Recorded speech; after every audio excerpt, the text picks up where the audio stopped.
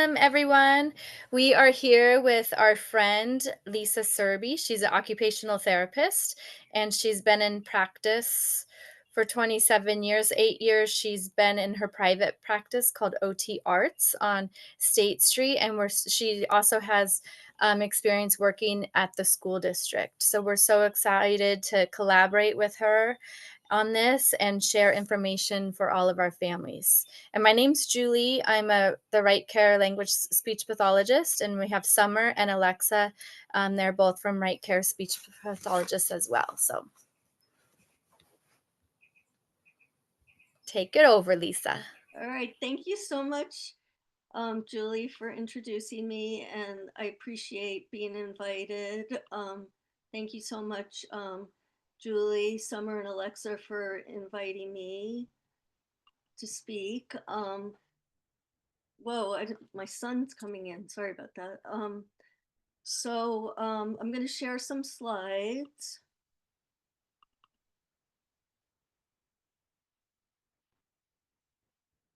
And welcome to everybody. Welcome, Right Care. And again, just to share, my name is Lisa Serby. I'm a licensed and registered occupational therapist in the state of California, and I specialize in helping children ages 2 through 13.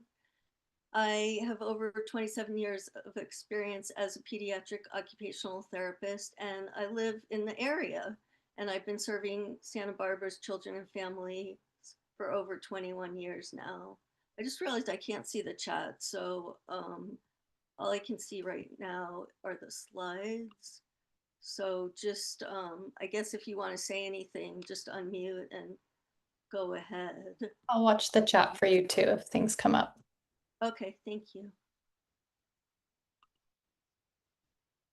So first of all, what is occupational therapy? I think a lot of people like really wonder about that because it sounds like we're talking about like kids having jobs. And like I wrote an article that was in the Independent, and it's like, my kid doesn't have a job, why would they need occupational therapy? And it's occupation in the sense of how people occupy their time, so their daily activities. And occupational therapy is a healthcare profession. We help people participate fully in their daily activities, their daily occupations, and we help break down activities into chunks so that people can master the skills that they're having trouble with. So occupational therapists tend to work with either people who were born with some kind of disability or um, need help because of some issue from that they were born with, or they acquired the disability later in life. Like, so sometimes kids will be born with cerebral palsy or speech and language impairment, or sometimes people may have a stroke like later in life, or um, so there's different reasons an occupational therapist might help somebody. And the beauty of occupational therapy is we can help people like from birth all the way through like until right before death and everywhere in between. So for me, occupational therapy is amazing because we can help people with anything they need and want to do. Um, I mean, including things like ergonomics and driver training. I mean, it's endless, basically. I've specialized in working in the schools and working with kids in private practice. And it's just really my passion. I've always enjoyed working with kids. And I started by doing art in a family shelter and in underprivileged areas in Boston, bringing in art supplies to parks and libraries and stuff. And so it's really my passion to work with kids. And I was lucky enough to find occupational therapy since I can do anything with it, and I can help kids with whatever they need to learn and do. And some of the areas I really focus on are fine motor skills, self-help skills, motor planning, and self-regulation or attention skills. And I'll be talking more about those areas. So some vocabulary that's important in what I do anyway, in my approach, which is a clinical approach. I have an occupational therapy clinic where I use swings and climbing equipment to help children, and it helps their neurological system. So I'm going to tell you a little bit about that. The first vocabulary word we have is sensory processing, and that's basically we take input in through all our senses, and then it's up to our brain to make sense of that information and give an adaptive response. So, an appropriate response for our setting and for what's going on in our environment. And then another key term is proprioception, which I'm sure none of you have heard. It's a crazy word. And basically, it's a hidden sense. So we have our senses that, we typically think of like sight and smell and touch and taste. But then we have two, well, three unseen senses. So we have vestibular, which is how our body takes in movement information, proprioception, which is how our body takes in information that comes into our bodies through vibration, deep pressure, and input to our skin, muscles, and joints. And then we have interoception, which is the things we feel inside our body, like sometimes, if we have to go to the bathroom or if our stomach is rumbling because we're hungry, we might feel that inside our bodies. So proprioception is activities that incorporate lifting, carrying, squeezing, digging, pushing or pulling against increasing resistance. So examples of that include I like to use everyday activities. This is like a key component in the work I do because I work with a lot of kids with autism and ADHD and kids that just have trouble paying attention, trouble sitting, and just focusing on what's in front of them. They might know like everything that's going on in the room around them, but have trouble focusing on what's right in front of them. And so I um, basically teach people how to use proprioception, which is, I teach them everyday activities, like, helping with chores around the house, like, you have to be aware of the kid's size and age and, the strength and abilities and stuff. We always want to keep the kids safe. Um, but we can have them help with chores, and kids that need this input usually really enjoy helping with chores and stuff like that. So maybe carrying in a heavy water bottle or some light groceries, or like if you're doing laundry, maybe they can help you carry the laundry basket.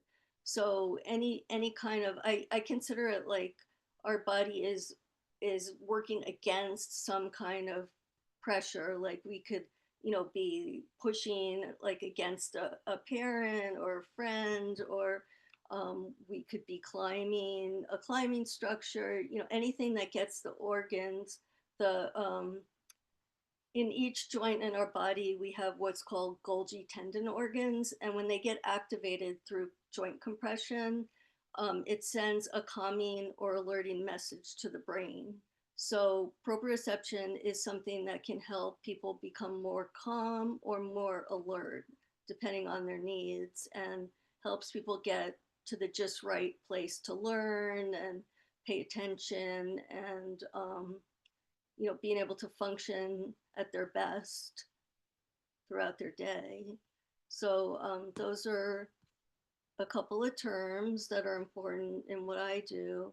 And then a few more are self-regulation, which is basically our ability to maintain our body at the right level of alertness appropriate to the given activity and environment. So we don't want to be over responsive where we're getting super excited and say we're in the library and we're supposed to sit still. We want to be calm and focused And then, if we're outside playing on the playground, we want to have more energy. So, we have to, I mean, a lot of the kids I work with need help with these things. Like, um, they might like be throwing themselves like down because they need the deep pressure input, but we can teach them safe ways to get the same input that they need, by pushing against a parent's hand or climbing or digging, stuff like that. And then motor planning is being able to maneuver around obstacles in our environment. It's like kids with motor planning difficulties often appear clumsy or uncoordinated, especially when they're doing new tasks. And the whole thing also incorporates body awareness, being able to know where our body is in space, and having a good sense of what's around us, how close we should be to other people, um, our distance from objects, stuff like that. Another thing I thought might be important to people are fine motor skills that develop around the age range. My understanding is that at Right Care, um, the focus is on kids that are about 3.5 to 6 year old. And so I focused on some of the skills that are developing at that age range. I know one question that came up when I was talking with the speech therapists was, when does hand dominance develop, and should parents be concerned about that? And the interesting thing is hand dominance sometimes for some kids starts at 2 years old, but we don't really need to worry about it until they're 6 years old. So there's a whole range of development with that. And the interesting thing is, like, kids I work with, sometimes they'll pick up um, an object with one hand and then then switch to the other hand. So what I recommend is, if a child starts a project with one hand, I encourage them to finish it with that hand. And then, say they're doing another project and they start with their other hand, I would just have them do it with that hand. So I don't force them to use one hand or the other. I just have them try to follow through with a project. Um, so the reasons why kids might be switching hands is they get tired. One hand gets tired, so they just figure, my other hand's not tired, I'll use that one. And as they're getting to 6 years old, I just say take a break. Like, let's do something else. Let's, do some jumping jacks or wheelbarrow walking, or try to get some gross motor input in between, and let them, take a hand break and do something else. Um, and another reason is crossing the midline. So sometimes people have trouble, starting on this side and then going across the body and working on the other side. And so they'll switch hands for that. So I'm drawing on this side of the page and then I'm drawing on that side of the page. And again, we want to encourage them to use the same hand. We want to encourage them to cross the midline, even if it's hard. Like sometimes I'll even put dots on a piece of paper and, just be like, connect the dot across the piece of paper using the same hand. So, whereas it might be difficult for them if they don't have something like to see, but if they see something, sometimes it's easier to, to connect the dots, or something like that. And the reason for the crossing the midline is it integrates both sides of the brain. So if, someone's only using this hand for this side of the page and this hand for this side of the page, the two sides of the brain are never really working together. So we really want that to develop. That's like very essential. And it goes with the whole motor planning issue. And I'm sorry, I didn't silence my cell phone. Um, and then another question that came up is looking at cutting. Like, sometimes kids have trouble with cutting, And, it's interesting because it's a bilateral skill. They're using both hands, but they're using both hands for different tasks. So one hand, I'm left-handed. So one hand cuts and the other hand holds. And, it might be hard at first to focus on those two different, the hand doing two different things. So a lot of times when kids start out, I'll hold the paper for them, and it's considered like scaffolding, where the adult does the part the kid can't do, and then gradually lets it go, like like a scaffold on a building. We leave it there as long as we need it. If someone needs it, but we kind of like take it away, faded away as it's not needed. So at around 3.5, well, before that even, kids are making snips on paper, and then just making little snips along the piece of paper, and then they start making consecutive snips, two snips in a row, and then cutting across a piece of paper, and then by the time they're like 6 years old, ideally they would be cutting out complex items like paper dolls or pictures of animals. A lot of the kids I work with, we might just be starting. So, and that could be any age. So I just go at people's developmental level. I'm not worried what age they are, that they can't cut out a paper doll at 6 years old. I'm just like, wherever they are, that's where we progress from. Um, and then another question that came up is, if children strengthen their arms and their shoulders, does that help their fine motor skills? And the answer is yes. Um, so children should be able to rest their arm on the table and just use their fingers to move the pencil by the time they enter kindergarten. So you don't want the arm up in the air and the whole arm moving. I mean, we might do that for some exercises and stuff, but generally we want the arm on the table and just the fingers moving as the kids get older. And then I looked at self-help skills because that's another area that's really important, for the kind of work I do. And the first thing kids learn is undressing. So at about 3.5, they are removing their coat and their shirt. And then by 6 years old, progressing to more difficult pullover clothing, things that are tighter or longer.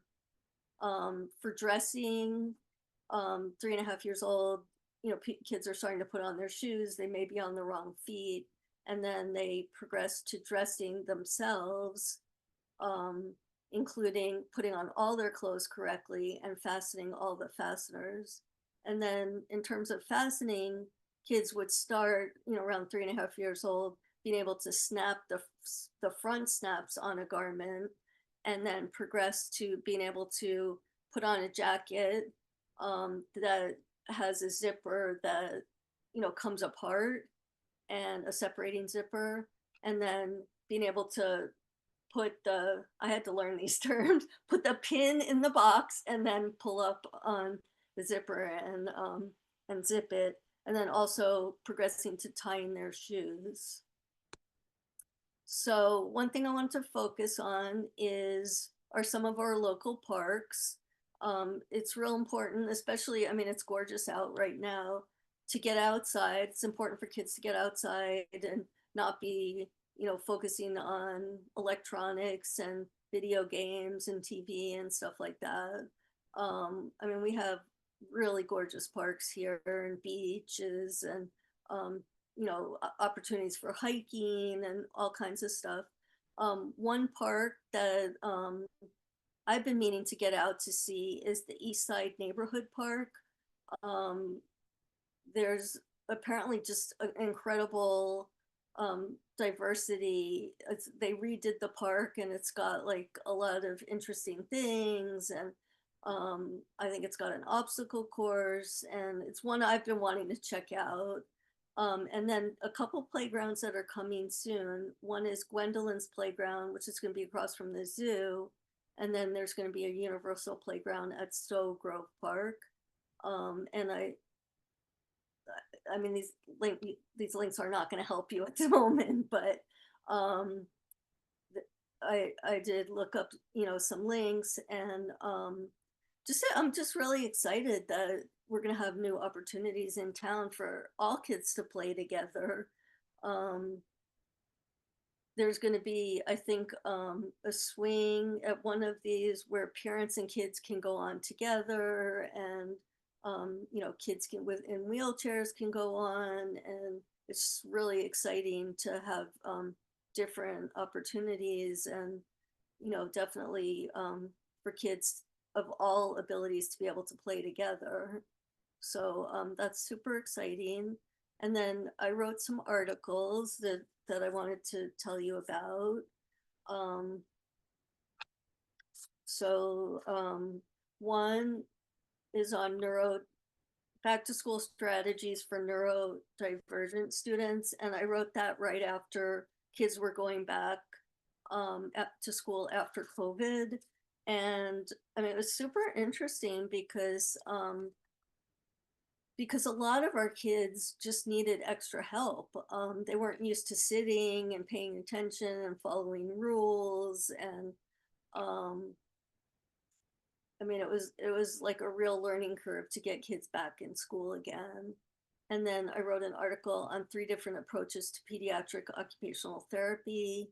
I do clinic based. There's a therapist in town there's a couple therapists that actually do home based, and then one therapist that does outdoor occupational therapy. So it was really interesting to learn about what other occupational therapists are doing, also other pediatric occupational therapists, because we have occupational therapists in the hospital and rehab and all different places. But I was focusing on pediatric occupational therapists. And then my latest article is um, TK and kindergarten readiness skills. Um, so I focused on 7 different skills that kids need um, for kindergarten and TK. I interviewed different kindergarten teachers and also a preschool specialist um, to get like their sense of what kids need to do and how we can help kids get ready um, for for TK and kindergarten. Those are 2 areas that I really enjoy working in. And then here's my information. I work in Santa Barbara on State Street, and have my website listed, and my Instagram and Facebook for OT Arts, and my phone number in case anybody wants to get in touch. And I'm going to stop sharing. And oh, I never did start the timer. Hopefully that was right about the right amount of time. Um, and then I do see a message in the chat. Can you give a brief example of what a therapy session might look like for a child who needs help with motor planning? So I the interesting thing is I work with kids that are I work with kids on things that are really hard for them. So I always like to start and end with something that they enjoy, because I want them to come and I want them to have good memories of working with me, and like really anticipate coming, and and want to come. And kids usually they're asking by the day before, is it time to go to see Lisa? And so I start with the equipment because that helps the whole nervous system regulate. I have swings and climbing equipment. And so we start with that and I work on helping kids get more calm. And then for motor planning, a lot of things we work on, we need to work on underlying strength. And then also, I like to see how they do new activities. So I try to find things they haven't done before. For some kids, it might be jumping jacks. Maybe, they don't really know how to do them. They're just kind of like flapping and jumping. So I break it down, like I do it really slowly with them, and use my words like, um, what I say is up and out. So I put my hands up and I put my feet out, and then I say down and together. and then we just do it really slowly, like whatever the activity is. I just break it down into the components and just do it super, super slowly and just do one component at a time until they get comfortable. And then I look for something I haven't done before, something new. Because a lot of times with motor planning, when a kid's done it, then it's easy for them and you think, oh, they're fixed, they don't have problems with motor planning. But as soon as they do something new again, it might come up again. So that's basically for motor planning. Can you give some examples of strategies you use to help students focus on what's right in front of them? So I try to um, take away as many distractions as possible. So just have, just what they need in front of them. Try to, I mean, I've set up my clinic, so there's not a lot of other things going on. Usually it's just me and the child, and I sometimes have an intern and parent, and just really try to like get all the other distractions out and just present one thing at a time. And, if they're looking all over and, I just kind of bring them back like, okay, what's on the table? What are you working on now? And just try to make it really basic. Um, I hope that answers the question. If there's like something specific, you can add that. And you're welcome to speak. It's just up to you if because it is being recorded, like if you feel comfortable speaking or not. I hope it's being recorded because oh yeah, it is. Okay, good. Because I actually didn't sometimes it asks people like, are you open to being recorded?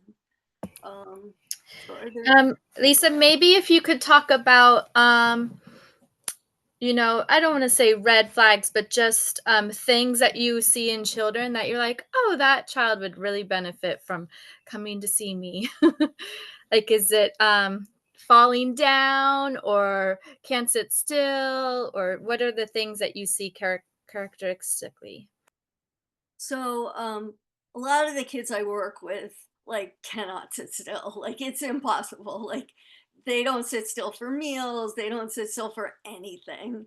And, so that might be a good thing, like, to notice if your child can't sit still, like, for meals or, is just always wandering around. And definitely, if they have trouble paying attention, the other things are like for fine motor, if they can't go like this, like they don't have the pincer grasp, that's like an underlying component for writing.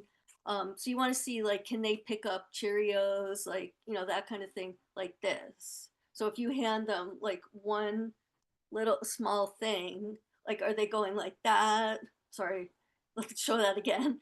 Are they going like that and using their whole hand? Are they going like this? Or can they just isolate those two fingers and pick it up like that? That's what you really want to see. Like if you give them a tic tac, can they get it like that?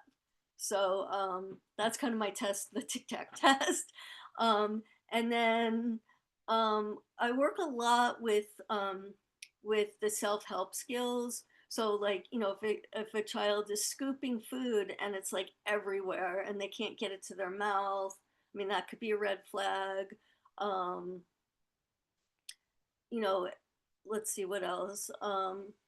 If they're just, you notice they're really behind other kids in their class, because every class has different expectations also. So a lot of times if you check in with the teacher, or in the summer if they're in summer camps, and the instructor says they're just way behind other kids, or they have trouble keeping their hands to themselves, they don't know where their body is in space, they're always like half on another kid, and they can't sit next to someone because they just are all over the place.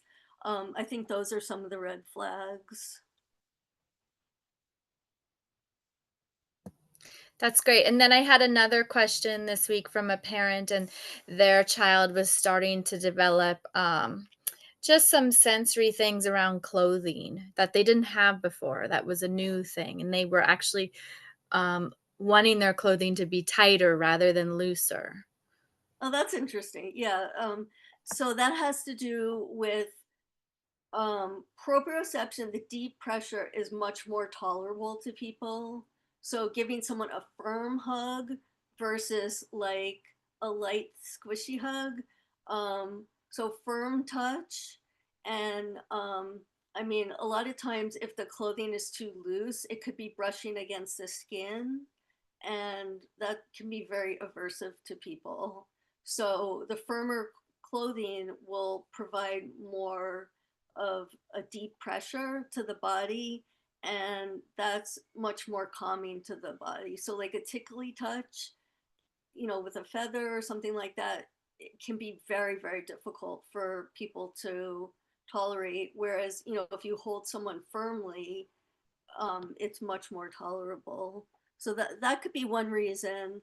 And then it could be also body in space, like body, like when something's tight on our body, we get a better sense of where we are in space. Like some kids like to go into like neoprene tunnels, or like something where they can feel where their body is in space. And so I think I mean, that's another reason. A lot of people are sensitive to tags, and again, that's the light tickly touch. Sometimes you feel a tag on your body, and it's either scratchy or tickly. So getting rid of the tag, and any component of the tag can be helpful. Like, so it's not creating itchy or tickly feelings on the body. So any other questions?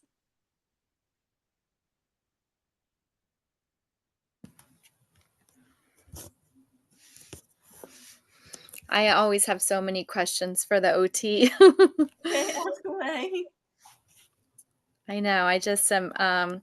What about some kids I see and they just will trip and fall and they kind of just get up and keep going, or they'll bang into the door really hard and they barely have a reaction that they have done this, or they're not even aware that they're stepping all over everything and things are knocking around them, or they're bumping into other children.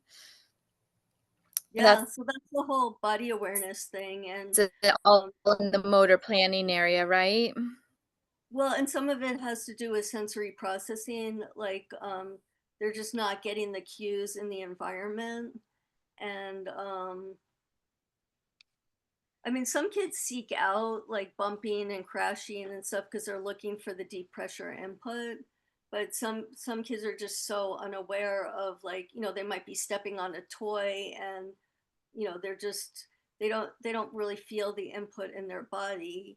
And some kids like have an under responsive system.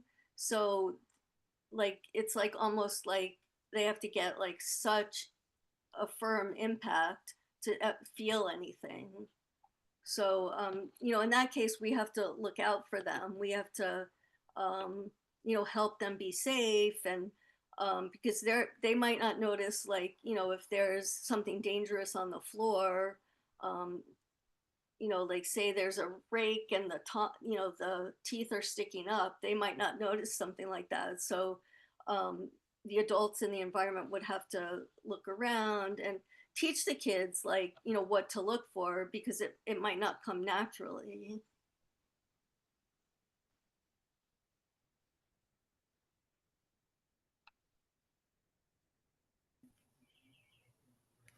Does Any anyone other else have questions? any questions for Lisa? You could put it in the chat or ask her directly. There's another OT in the room. I'm not sure if I'm open to questions. Okay, Lisa. There's 2 Lisas now. Two Lisa occupational therapists with brown That's hair and glasses. right. Yeah, We we're were like always confused we're over the we're years. confused, a doppelganger. I'm not here as an OT, so I mean I am an OT, but Do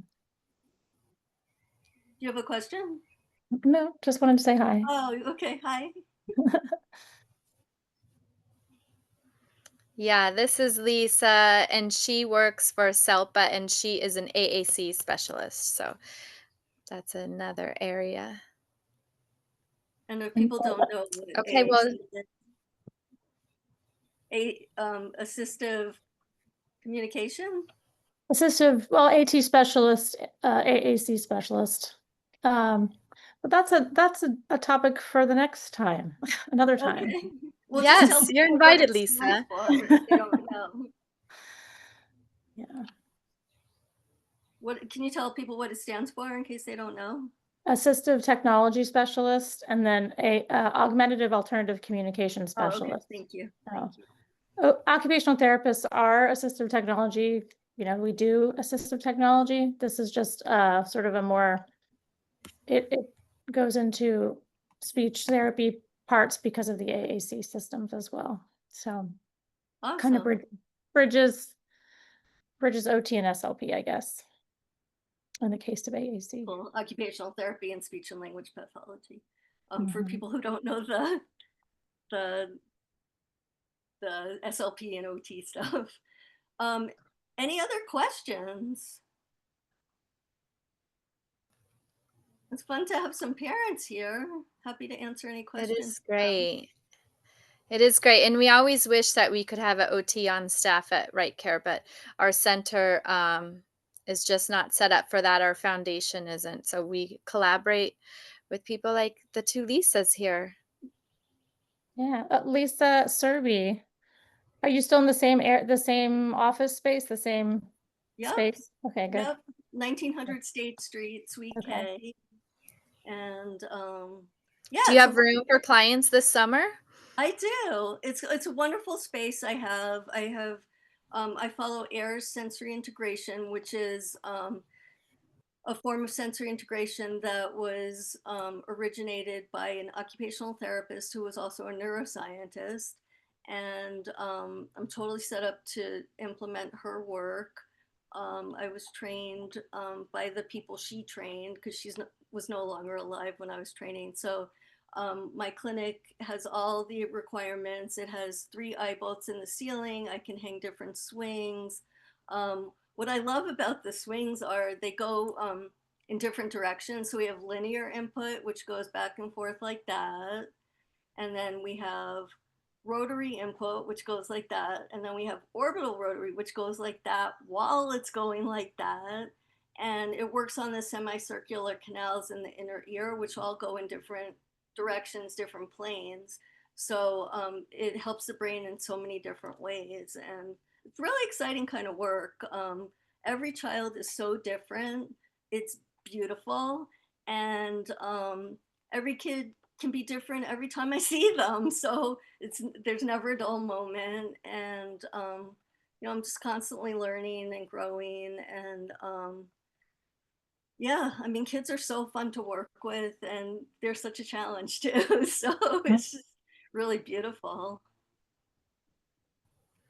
Well, we're so excited that you did this for us, and we know more people are going to be watching the recording, and we're here to help everyone find all the resources in town that they might need for their child.